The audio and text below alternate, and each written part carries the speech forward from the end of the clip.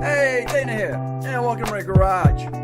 Well, this is the day. We're going to go ahead and get this Tipm back in this 08 Dodge Calber.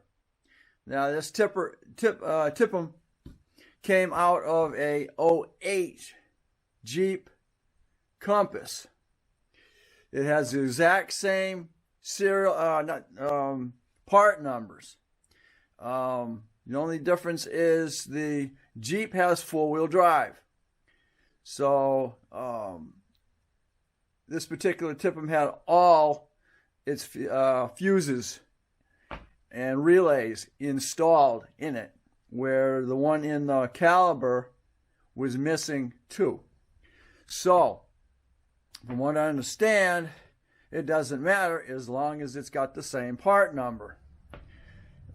You just leave those, either leave them in or take them out.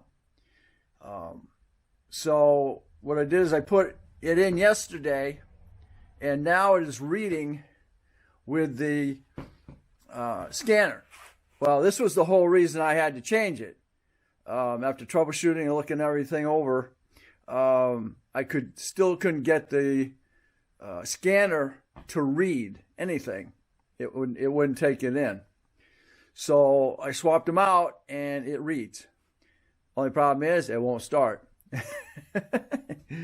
So I went ahead and put it in, and like I said, it wouldn't start. So I got watching this company that actually rebuilds these things, and they say do a hard reset, which means you take your you pull the Tipm back out completely, and then you go ahead and you connect your positive and negative battery cables together and wait. They recommend longer than 4 hours. So right now it's been about 12 hours. So we're going to go ahead and get this Tipm back in and see what happens.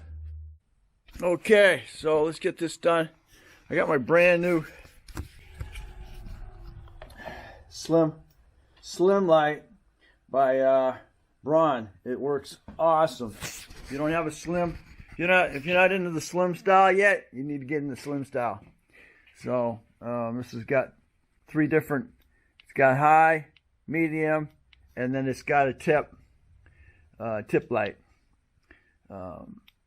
So we're gonna go ahead, and I'm using this, and then you can freaking tilt it in the direction you want it. So, okay, we're gonna get this back together. It's really simple. They're all color-coded. They're color-coded on here. As you can see right on here, you got gray, blue, black, brown, and gray, and black again. Your big ones, you got green. I think that's considered a black, and then gray. You can't screw them up because they'll only go in one slot. You've got your battery connection here, and it's a 13 mil. There you go. Here's your battery connection. That's the first thing to put on, and that is a 13 millimeter nut, which is right here. So we're going to go ahead and get these together, and we're going to go from there. Once these are locked down, it's going to come all the way to the top, and then you got this little piece here, and you're going to push it up, and it's going to lock this device. Also, it locks at the top here, so when you push this down, and then you have to push this back a little bit to get this to release. This kind of ratchet thing here, it's gonna lock. It's gonna lock on these little tips right here, little round tips, and then it's gonna roll itself over it. These ones here, they're strictly just a push pin. Just push it, and then it releases it, and when you push it in, you're gonna hear it click. So very, very, very, very easy, just time consuming. Okay, I recant on that. Don't put your battery cable on first. You got to get your bottom one in first. slide it up, and then it'll align with that little tip like I told you.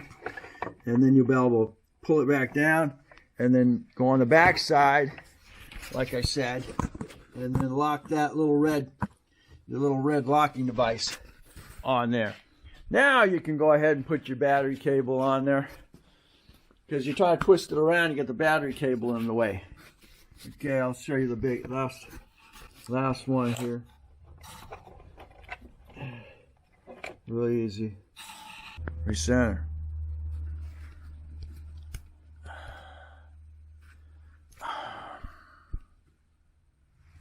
Okay, there we go. Okay, first person. Okay, so what you need to do is just put this in. This is number one, and you're gonna slide it right down on here, and you're gonna hear it get locked in those. Get locked in the little tip. It's gonna go here, and then it's gonna automatically start to fall over. So now you're just gonna pull it tight. It's locking in, and now you're locked in. And what it did is it locked over those little tips there, and then pull it back. And now last step is this red one. Slide it down and lock it. Now it's not only locked here, but it's also locked here. So there you go. There's that. Now we're gonna go and get the other ones hooked up. Now that's a gray. It's gonna go be in a gray. And like I said, you're just gonna push it in and hear it lock. Next one is a black, another black one. Now you got another whole group of them here. And so is that one, that one. You got another black one. It's this one here. And then you got a blue. Let's see it. Okay. So I got that brown one. I need this blue one here now. It's gonna go right next to it. Click in. Got a little black one right next to it. Gonna click in. Now I got this brown one. Kind of wants to go between them here. Go in, click. The next one you got your brown or gray, click. And your last one is going to be black. Click. Okay. Now they're all in. And they're saying if it doesn't, if it still doesn't respond, then they're saying to pull the plugs apart again, and then try it again. So I went on their site, and I'll share the company with you, and they remanufacture them depending on which Tipm you have. Okay, and now you're in place. Depending on which Tipm you have, they'll actually buy the other one back from you. And this particular one, they charge me. They'll give me $25 for it. A new Tipm for this model is $395.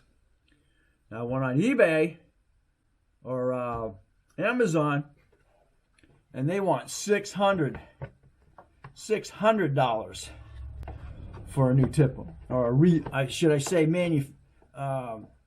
repaired Tipm. So keep that in mind. And of course, this company will guarantee them.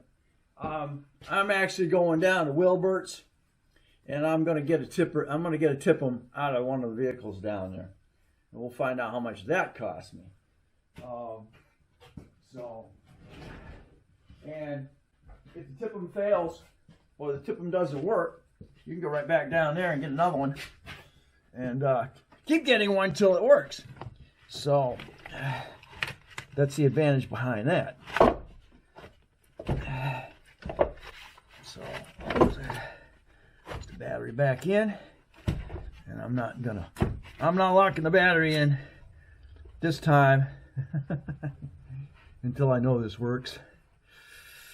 Okay. And we just connected it. So the whole reason for disconnecting your battery cables and hooking them together is to help drain the capacitors within the vehicle. All right, so Tipm is back in, battery's back in.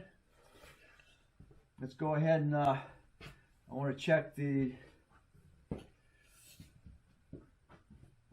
my code reader. I got lights.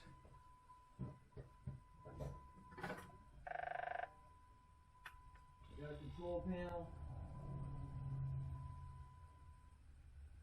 Everything's out except that brake, continuity brake light. I don't know what's up with that. Okay, I just plugged in the controller. Put the battery on. We're gonna make sure it's still connecting data. Okay. Yep, it read right up. Okay, great. Let's see if I get the same. Next, go down my scan here. We need Dodge.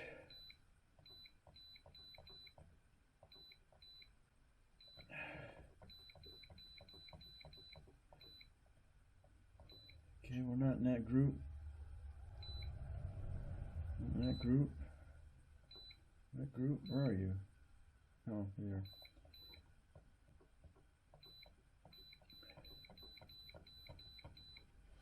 Okay, we found Dodge and implausible IPM again. Code U1410. So it did not change. That's telling me I'm not going to be able to start it.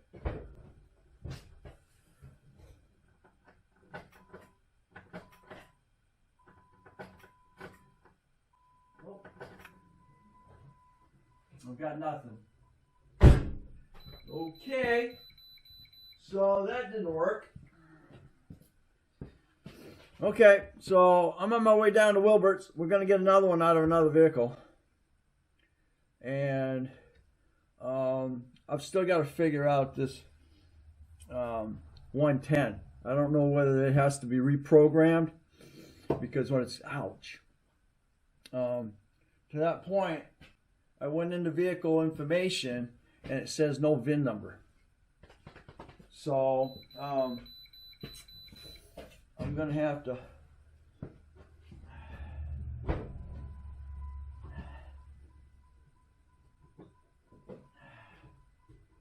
as of right now, me taking it out of the Jeep and sticking it into the Dodge, it didn't work.